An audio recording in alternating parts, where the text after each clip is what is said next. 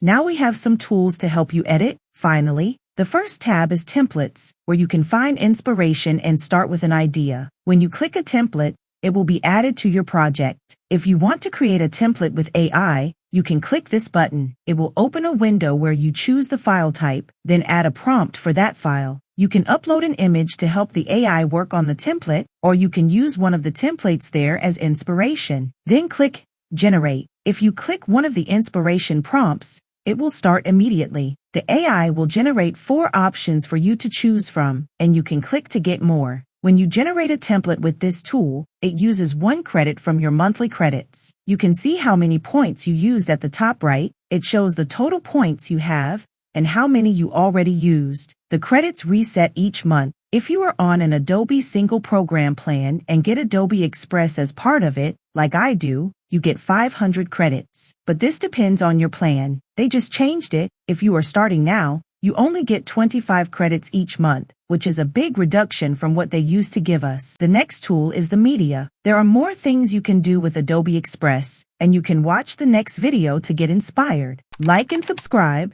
and I'll see you next time.